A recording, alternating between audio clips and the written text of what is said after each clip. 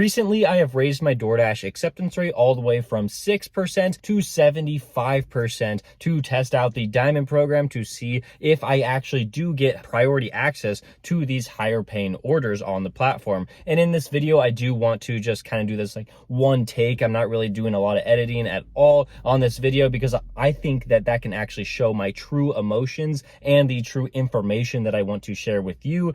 I feel like if I edit it, then I might be able to just maybe sugarcoat it or something like that. So I just have some notes off to the side here that I'm going to share with you. The first one being that raising my acceptance rate is, it was awful. It was completely awful. And I'm not just going to talk about the negative things. I'm also going to talk about the positive things. So I think that is very important for me to do so. But I do have to start out with the most obvious one. And that is when you raise your acceptance rate all the way from 6% to 75%, it is going to be terrible. I was used to being able to select every single order that I wanted. Everyone that I accepted, it was the perfect one for me at the time. I thought that it was actually going to be easier than what it was, to be honest, but every single time that I accepted an order that was maybe like $3, $2, whatever it was so painful for me to hit that accept button because I knew that I never ever would be taking this kind of order if I was trying to make the most money. But again, this was just a test. I wanted to see what would happen once I reached 50% and I became a part of the Diamond program where you get priority access to the higher paying orders. And these higher paying orders, they're not actually like higher paying. They're not going to be like $10 orders, $11 orders, 20, whatever it is. They just, it looks like DoorDash is just using the dollars to mile ratio that people have stated in YouTube videos that it's pretty popular to say like, oh, well, this order is $6 and it is a 3-mile drive. So that means that this order is $2 for every 1 mile that you are on that delivery. And DoorDash would deem that as a high pay order. And the same thing goes if it is a $4 order and it is 2 miles. That would also qualify because it is $2 to miles. So like I have a lot of frustrations with this because like it can definitely say high pay order, but that would not even come close to my expectations of what a high pay order would actually be before I started out in this program. So for me, like before I started, I would be like, okay, I just need to accept orders that are at least like $7, but hopefully way more than that. And that just, you just don't get to do that when you are raising your acceptance rate, pretty much accepting every single order that comes your way. You're going to have to accept the no tip orders. That's something I need to talk about too. There are a lot of no tip orders out there, especially when you are below 50% acceptance rate, because that is the first tier of the Diamond program, and then 70% acceptance rate is the second tier of the Diamond program. When you're below 50% and you don't have these Diamond orders, these high pay orders, there are a lot of no tip orders sent your way. And if you're trying to raise your acceptance rate, you should probably accept every order or almost every order. It just depends on how fast you actually want to get there. I also understood that I do have a YouTube channel and I'm like, well, at least I can get entertaining videos out of accepting these horrible orders. I know that for like pretty much all of you don't have a YouTube channel that is focused around DoorDash acceptance rate and things like that. So I completely understand that it is going to be awful for you to actually go through this process yourself.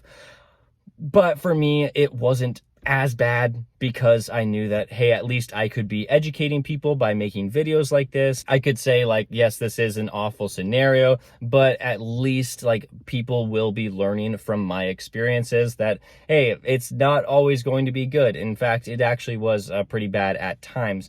But I do want to go back to something that I mentioned like a minute or two ago, that you do see a lot of no tip orders when you are below 50% acceptance rate.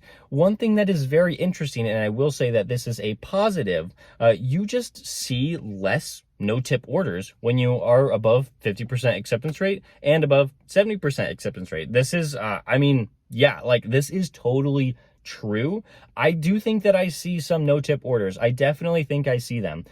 But when you're keeping your acceptance rate above 70%, and once I actually hit that mark and I was consistently above it after every single accept and decline, I was like, there are like about 20% of orders that you are allowed to just decline and not worry about it, which means you're probably accepting around like 80% just to maintain that acceptance rate.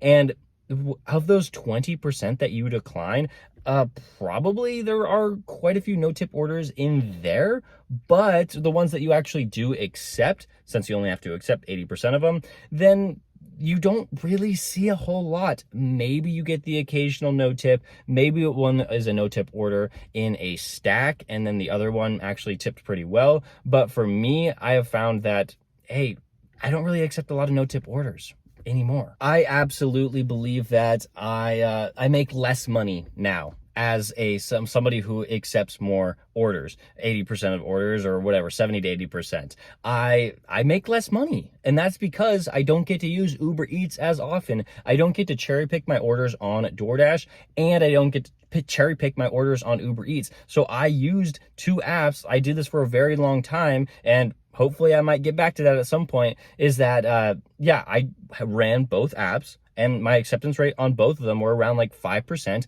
maybe 10% on the high end. And I just was only going to accept the best possible orders on the platforms, on both platforms. And that is what helped me make $6,000 in 1 month. I made a whole series about that. And yeah, maybe times were a little bit busier than here in the summer, but I really do think that making the $6,000 in 1 month, I mean, I only had to work like, I know my market is better than most people, so like I don't want to like make it twisted and think that like you could do this in like every single city, but like I only worked like 45 hours a week and I was able to make $6,000 in 1 month. And when you're only using DoorDash and you are having to keep your acceptance rate extremely high, especially in the beginning, going from 6% to 75%, like you're going to make less money. And that's another reason why I'm like, okay, I'm willing to make these videos because I know it's going to help a lot of people. I'm going to make less money, but just here it is. And so I know that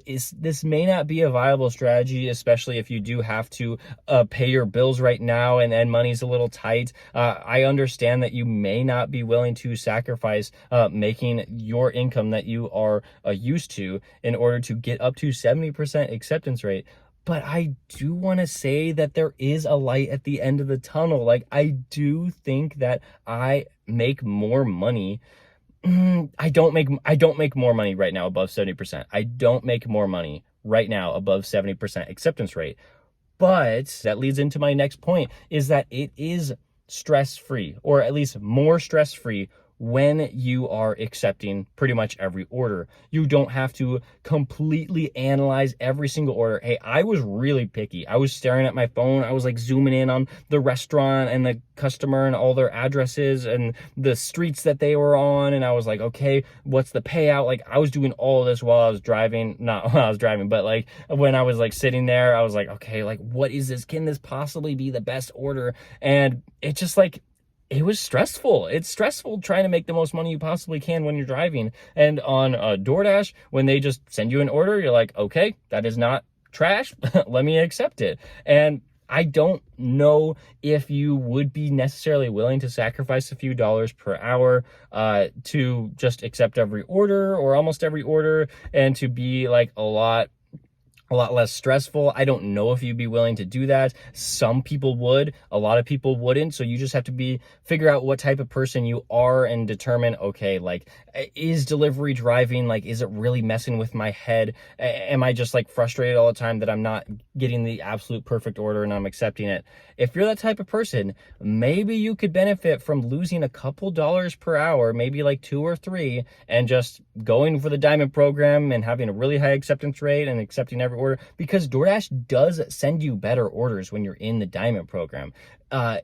They do send you a lot of like mediocre ones, but like they do send you better ones. And going off of that point, I do want to say the diamonds can be deceiving. You look at a diamond on your DoorDash screen and you say, oh, I don't, it just makes you more excited to accept an order. When you see that diamond, you're like, I don't have to really think about it. It's a good order. And sometimes it might not be the best order. It might not really be a great order, but you see it and you're like, well, it has to at least be kind of good. And it just like I think it triggers something in the brain where it's like, oh, diamond, okay, cool. And then you accept it. Like, I really think there's something to that, and you have to be careful. If you're going to go for 50% acceptance rate, 70% acceptance rate, you have to get it in your brain that these like diamonds, these graphics, they're like trying to trick you in a way to thinking that you're getting a good order or a great order, actually. And you just like can't really fall for that. And that leads into the next point, which is like, I like the diamond program. I also hate it. It's just like, there are so many things to like about it. Like, oh, you can just keep your acceptance rate high and you don't really have to worry about it, kind of stress free. But then there's also things I hate about it, because it's like, you're an independent contractor and you should be able to do whatever you want. You should be able to accept or reject any job that comes your way. And it is frustrating that DoorDash is trying to make you just accept everything. Like, yes, it is frustrating, and you're like, oh, I feel like they are manipulating me in some way. Like, I completely understand that. And so there are things to like, there are things to hate. And I do want to say that I don't like sitting in parking lots. Like, I used to sit in parking lots like all the time, just sitting there for like 5 to 10 minutes waiting for the perfect order.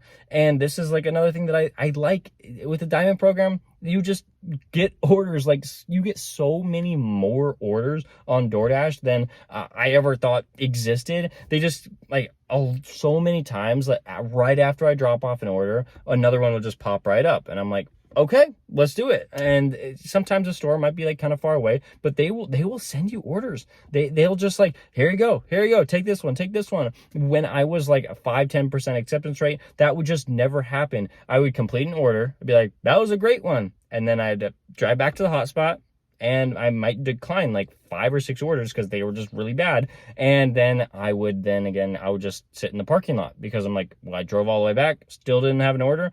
Sat in the parking lot, didn't have an order. 5-10 minutes passed, decline. And then a really, really nice one would pop up. I'm like, yeah, that's awesome, except my declining worked. But now I don't ever sit in parking lots. That's not something that I do. So I really hope that I shared some useful information that I usually don't talk about in my ride along videos. Usually those are just about the orders, and this one, well, I can actually talk to you guys just from the heart. As you can see, there's kind of ups and downs, and I'm gonna have to continue to test this out more as I now become a top dasher in the next video. So I will see if the orders get even better, because like I said, I like it and I hate it. I can't really decide if this is a viable long-term strategy, but at least I can test it out. Thank you so much for watching this video. If you've missed any in the series, you can click on the playlist right here, and I'll see you in the next one.